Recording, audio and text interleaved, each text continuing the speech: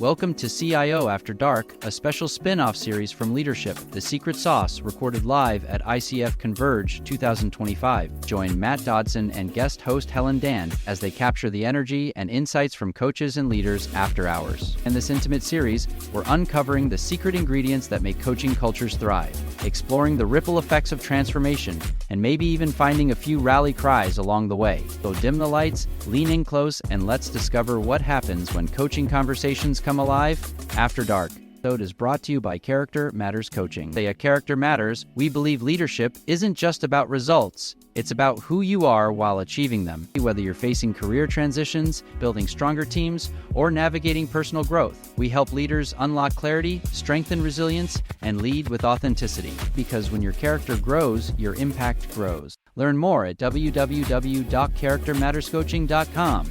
In today's episode, we have Preeti here with us. We're sitting down with coaching and organization members, or former, I would say, OGs, people that were in the formation stage of coaching and organizations, or an ICF. That's right. And so she's going to uncover her own secret sauce in what she's doing right now. You'll get a chance to tell us a little bit about that in just a second. We really want to hear your story. And just maybe some of the challenges or some of the things that you see coming up, maybe even some reflections the last couple days, and we're sure our listeners don't want to miss that. So I also have with me Robert Garcia. He was in season 1, I think. Hopefully they'll remember. Yeah. Memorable interview. Find Robert's secret sauce, his sense of humor, which a lot of our listeners remember. So if you want to go back, you can look at season 1, where we only had it on audio. We didn't have it on video at the time. That's right. But you're welcome to do that. So Yes. okay. What I look like. Yeah. So Preeti, why don't you tell us a little bit about yourself, and maybe give us like an energy check-in on a scale of 1 to 10. Well, I'll start with the story. Sure, whatever you want, however you want to do it. Well, it's actually quite appropriate to tell a story at this time, given that after 40 years in the corporate sector, I spun off and started the Fulfillment Institute. A lot of times I'm asked why fulfillment, because that to me is the missing piece between what we call happiness and flourishing, to say, how do you really bring that in? In fact, there was an interesting conversation I had with somebody this morning who said, give me a sense of this. And I found myself telling him that organizations perpetuate individuals. And individuals have the choice and the ability to perpetuate culture. So if you could have fulfilled human beings on one side and flourishing organizations on the other, wouldn't that be a lovely infinity loop? And that's somewhat my story. I've worked in some of the finest systems in 40 years, loved every bit of what I've done. I've always felt like I contribute better to systems outside of them rather than inside of them. And yet at the same time, I've always landed within systems. So this is really the first time that I'm running or creating or designing or even birthing a process and an organization that speaks to how we can serve the corporate sector. And being with CIO most certainly was a real joy, simultaneous with everything else I did. It feels like, in fact, sometimes I feel like TFI is second round of CIO. Right. Because I did quite a lot of the similar work with CIO, and now I find that I'm giving it a different structure. Just for possibly the one big difference is that for me, now at the very core and the heart of everything I do is fulfillment. It's great. Inspiring. It's great. Yeah. So as a coach, what is your secret sauce? And I'm just going to ask, maybe you can go back in time, like when did you know that was your secret sauce? Well, 2 different questions. Yeah. When did I know? I could tell when something was missing. I could tell when coaching was leading the person I was coaching to a solution, but not a sense of ease and well-being and deep-seated contentment. Every piece of work I did led me to fulfillment, helped me understand that that really is the operating system that every individual is aspiring for in some form or the other. So it could be in our relationship with ourselves, it could be how we relate to others around us, friends, family, co-workers, etc., how we relate to our work, and eventually how do we relate to that that greater connection. We call it divine or God or sense of love or nature for that matter. So secret sauce for me is most certainly fulfillment, and I realized it by noticing the absence of it. Yeah, I've heard that before. Sometimes in a coaching conversation, what I don't want is sometimes easier than what I do. Right? Sometimes that brings clarity in any coaching conversation. Yeah. And as a coach, we know when the person we're coaching has just about made it to finding the next step, which might feel more like goal orientation rather than deep-seated belief or shift or change. It doesn't feel sticky. Yeah. And that's the absence of fulfillment for me. When it feels sticky, when you feel like, all right, I got this. When it feels like I'm really motivated to move in that direction, then there is the driver's fulfillment. Otherwise, it's like, all right, I got this. I've got to do 1, 2, 3, 4.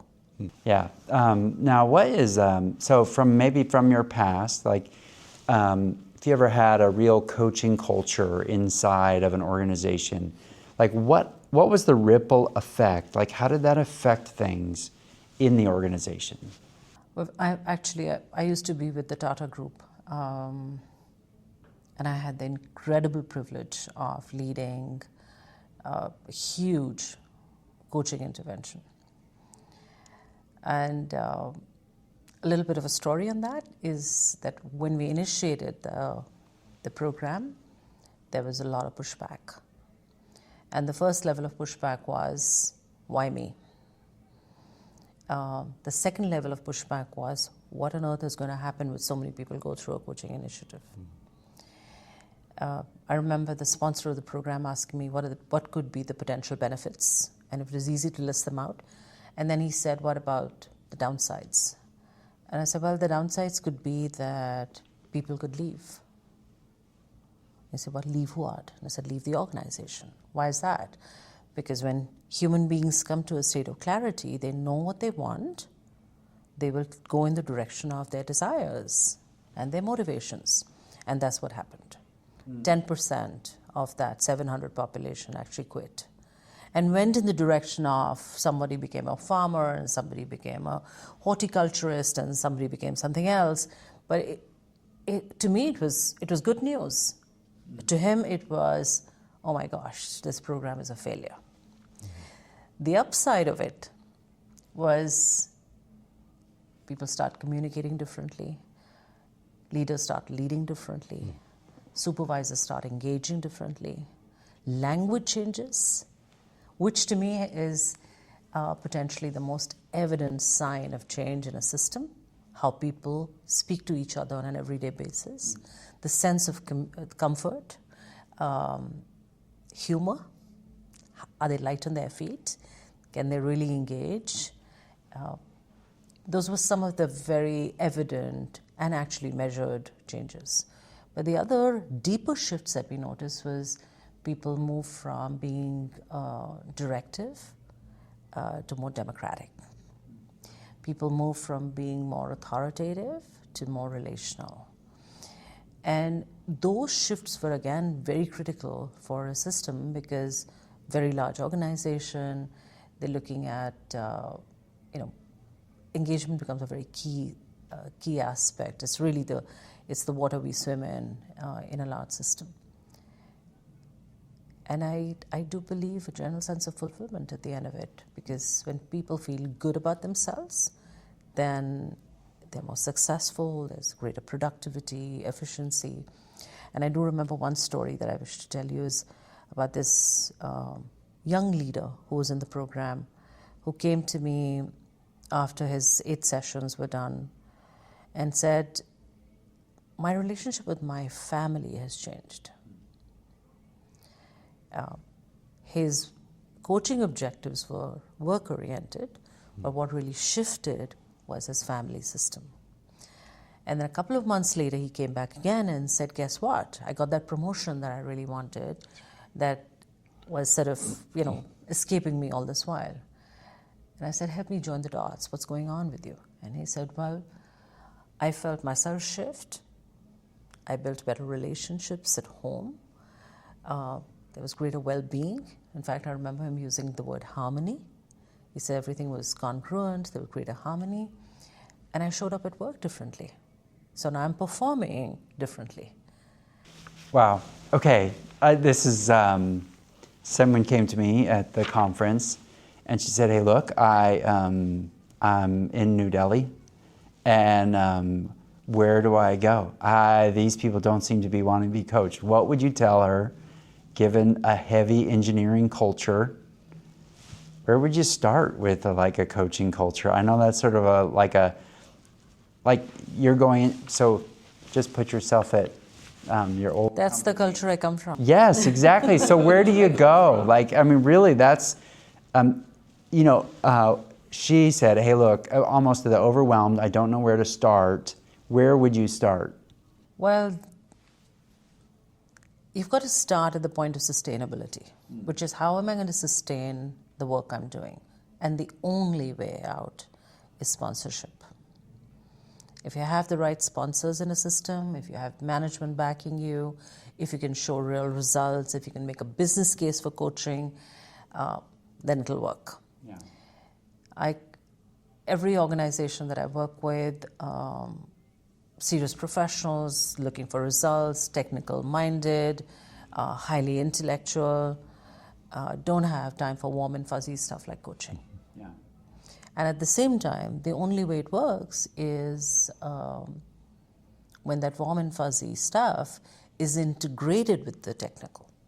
So how do you take, I like to call it the socio-technical model, to say how do you bring both in? How do you bring relationships in with great skills and competencies?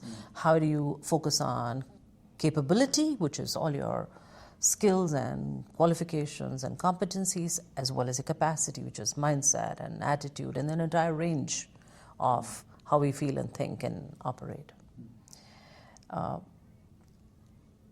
I think I would also make a little bit of room for luck and for good fortune, because there most certainly was some in my case. I got a really good start. And then I didn't need to look back because it sort of started showing results for itself. But if I was to advise somebody, I'd say get yourself a sponsor.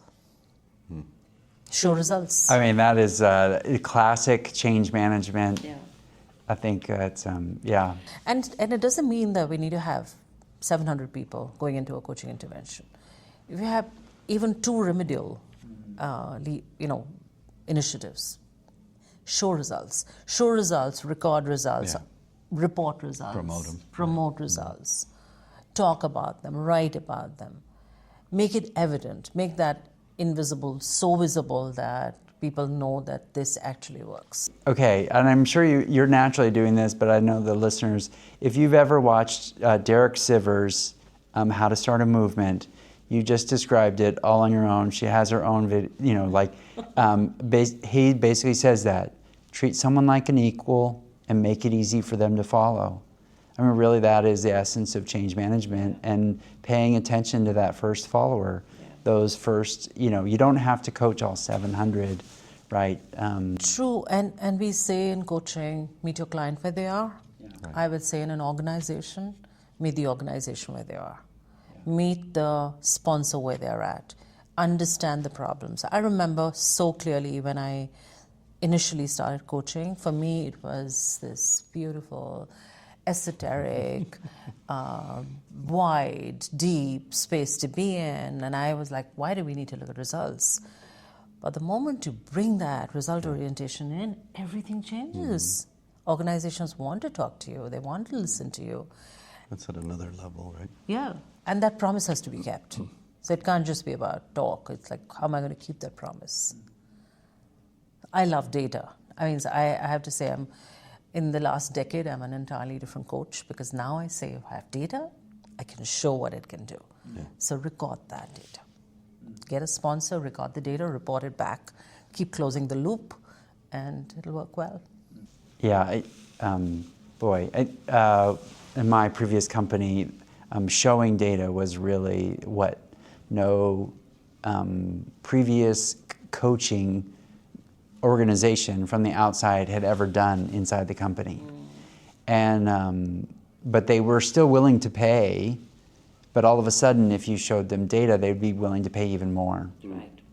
So, I mean, it was like almost just a X factor of the willingness to say, well, look, we can see what we're getting from that. Can I tell you something interesting about data? Is it's not just what we got, but it's how we interpreted it. Okay. So when an organization is putting in a lot of money into coaching, and coaching is an expensive process, they want to know what's going on. Obviously, coaching is confidential. You don't tell. Coaches are not going to come out and speak about their conversations.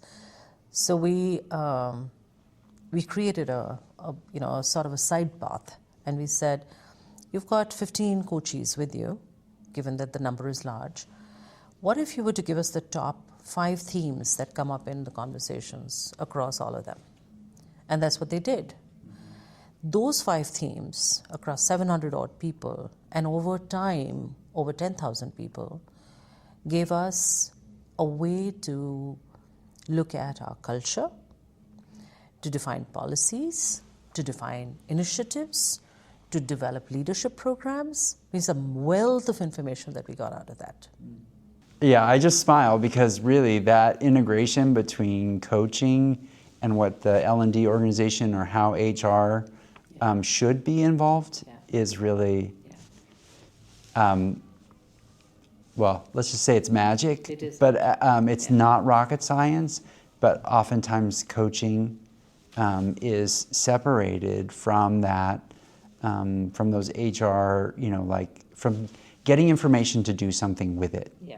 Right? Because it has to mean something or make real what's going on in the organization, and you have that, and you can do that without losing trust and with holding on to the coach's, the container of confidentiality. You can do that. Robert, what insight do you have from anything we've talked about so far? I'm always mesmerized and fully engaged when she talks, because she's so articulate and has so much experience and is able to present things so clearly, and so, with such great examples. I think I have to take him out for a drink after this. Yeah. So, in terms of how you explain fulfillment, I think it's so clear that and the examples you've used, I think we've had similar experiences, but it's all about really promoting the culture within the organization. Yeah. We're very fortunate that she was on our board for 4 years, and she helped guide us to where we are today. And you talked a little about the baby that we created. Compass? The compass. We have an assessment maturity matrix. We've started talking about that. Yeah. And it's really helping organizations grow and really, number one, look at where they are today, a snapshot of where they are, and then gauge kind of their progress. So I think it's an intelligent tool. It's a simple and intelligent tool. To know, to actually define your direction, you need to know where you're at, and to then have the courage to look at it with objective eyes and say, this is true. And I know and the insights, right, that it provides the organization, and it almost built a roadmap for them. And we talked about that. Yeah. We wanted that to be a part of it because companies need to know, now, more importantly, where they are is very important, but where are they going is even more important to that. So I've never really been a fan of the word assessment, so I've come up with another expression. Maybe we can use it. I like to call it an indicator. Right. And I like the fact that the compass allows us to plot what's happening within an organization, and then to say, now the indication is I'm here, but it also indicates direction, where I'm going. And that's what the compass does for us. And we liked the name compass because it's giving you direction. It's moving. And I think it's working well in the market. I'm also thrilled about your transition from a corporate, demanding opportunity, and she wanted to take it easy. I don't know what I'm going to do. I'm going to do something, and then all of a sudden she builds this fulfillment center that is Institute. Sorry, fulfillment institute that is really driving so much of the experience that you've had and built within very large organization to now work with other organizations. It's great. And seems like you're happy and things are going well. I am very happy. I'm very fulfilled. So Preeti, one of the last questions we asked is if you had a rally cry or a inspirational song that would describe where you're at. Do you have a rally cry? You don't have to have one. This is a totally optional question. We have TFI T-shirts that a friend created for us.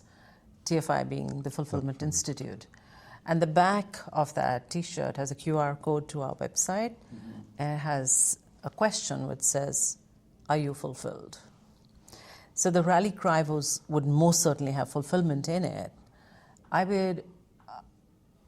would say, aspire for fulfillment. It's possible. I think it's possible for each one of us. We sometimes delay it for the future, but the future is now. Get to it right away. So now we just have a time for just some reflections. Robert, do you have any other reflections on any insights that Preeti had? No, I think it's very clear and inspiring, and I think she's continuing to thrive in what you're doing, and it's clear that she's passionate about coaching and the work that you're doing, specifically with organizations. I would add to this by bringing in the work we did together also around internal coaching, and what that did for the recommendation did for CIO and continues to do. That the idea of the compass also provides avenues on how you can actually grow the culture in the organization. And I was asked when we were creating Compass to say, what do you mean coaching culture and culture? What's the combination of those two? And what is culture really? Culture is when people communicate with each other, when we engage with each other, when we are kind. And of course, now that I'm not a part of the hefty corporate space, I can say when we have expressions of love and affection within a system, of course in an appropriate fashion. And having an HR hug. And showing up. Every aspect of coaching, I think, shows up in culture. It's presence, it's holding space, it's listening, it's giving people room to be themselves, it's authenticity, it's kindness, it's affection. So really is the same. And I would highly recommend internal coaches as a part of that plan, because that's where the needle really, really shifts. That's where culture starts changing. Because external folks will come and go, and it's important to have them for senior leadership, but for everybody else, internal coaches is the route to take.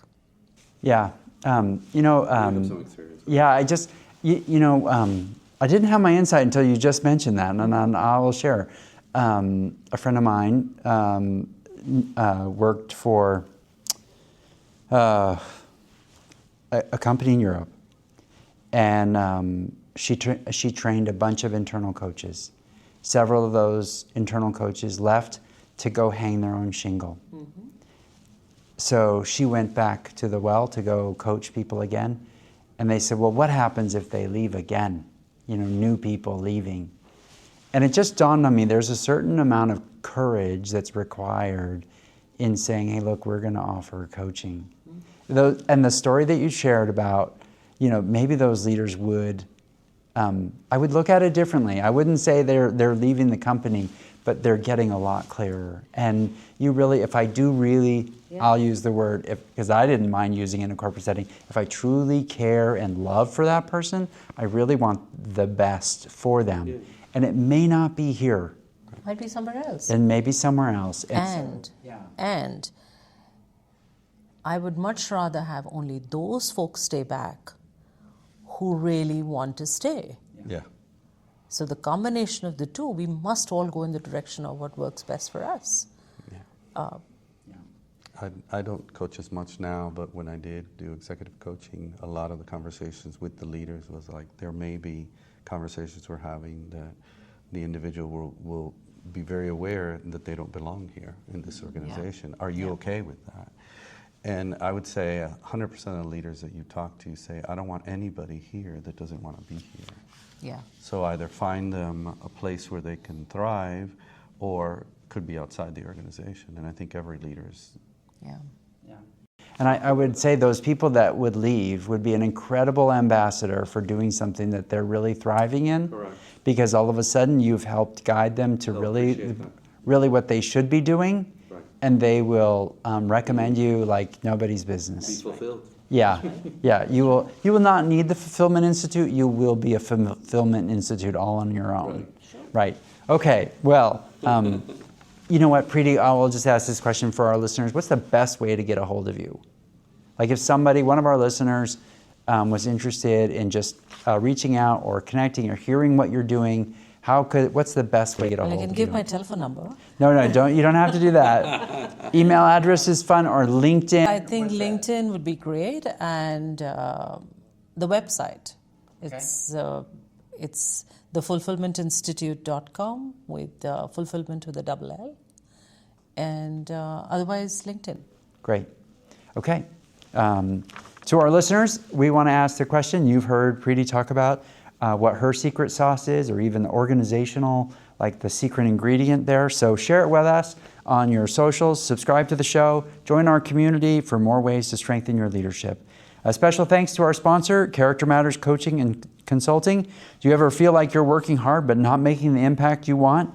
At Character Matters Coaching and Consulting, we help leaders and organizations move from stuck to unstoppable.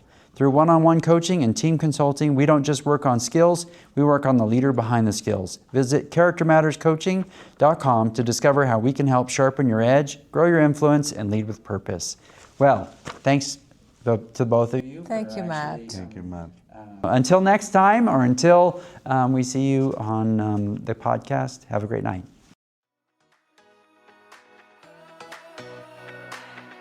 Thanks for listening. If you love this podcast, please share it with another coach or leader. Make sure you go to the show notes to get all the resources from today's episode.